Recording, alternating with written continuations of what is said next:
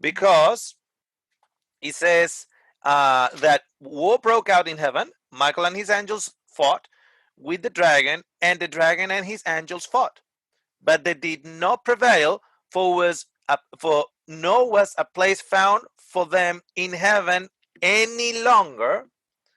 So the great dragon was cast out. But notice where the serpent of all, called the devil and Satan, who deceives the whole world, he was cast to the earth, and his angels were cast out with him. Notice. Then I heard a loud voice saying in heaven, now salvation has and strength, and the kingdom of our God and the power of his Christ had come. When is that cry? That cry was not at the beginning. That cry was when Christ came up. And who is actually saying now salvation has come through his Christ? That was in the first century when that child went up to heaven. And who is crying out in heaven? The angels of heaven are crying out. We don't realize that actually what happened at the cross was like a vaccine for sin to the rest of the universe. The angels of the Lord has been redeemed by the cross in a different way than us, not by experience of sin, but in a different way of us.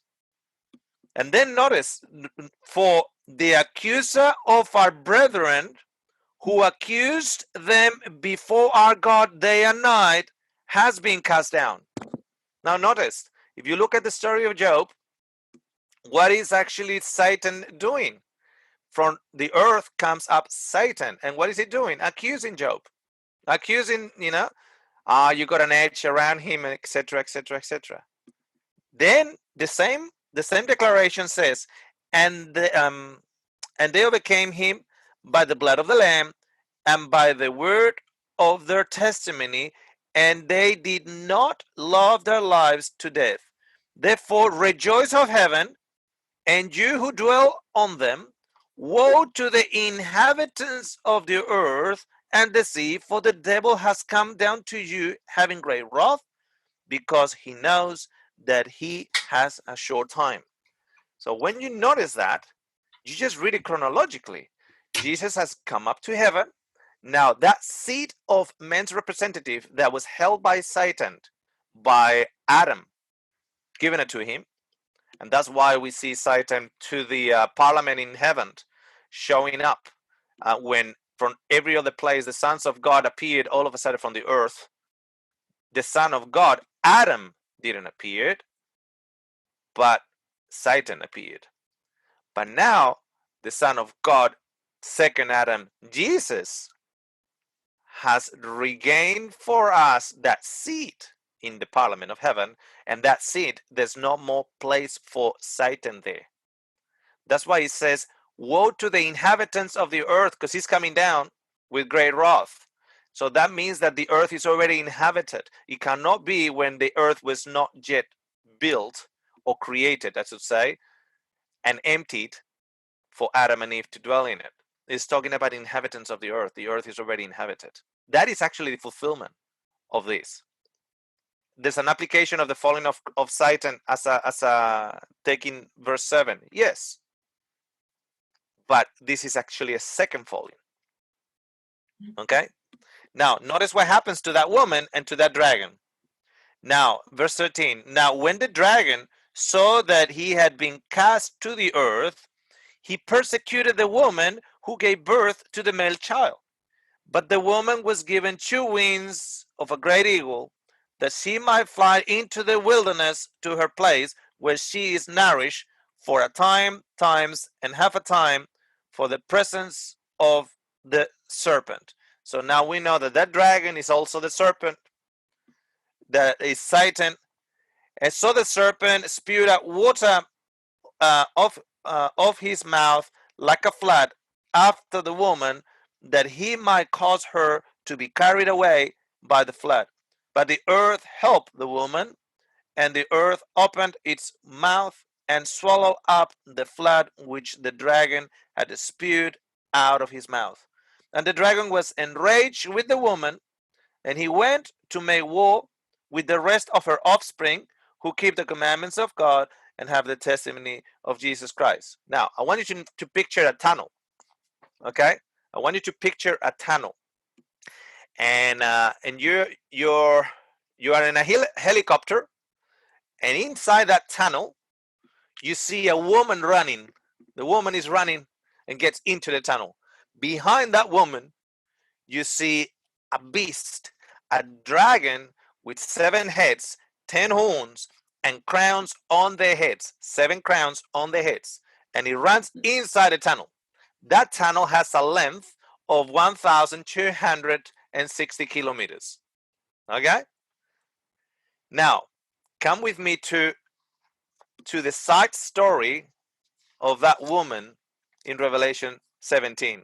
And you'll see what I mean when I'm saying of that woman. So Revelation 17.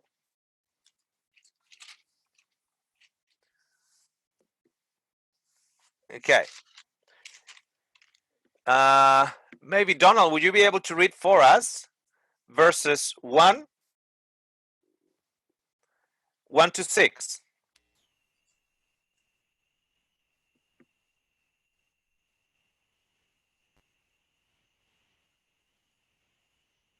Donald, will you be able to read for us verses 1 to 6 in Revelation 17? Yeah, no problem. No problem. Okay. I had to mute there. Forgot how to do it. Revelation 17, you said? Yes, 1 to 6. 1 to 6, yeah. And there came one of the 7 angels, which had the 7 vials, and talked with me, saying unto me, Come hither, I will show unto thee the judgment of the great whore that sitteth upon many waters, with whom the kings of the earth have committed fornication, and the inhabitants of the earth have been made drunk with the wine of her fornication.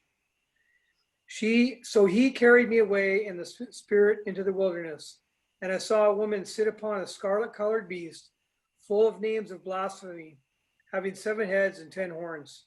And the woman was arrayed in purple and scarlet color, and decked with gold and precious stones and pearls, having a golden cup in her hand, full of abominations and filthiness of her fornication.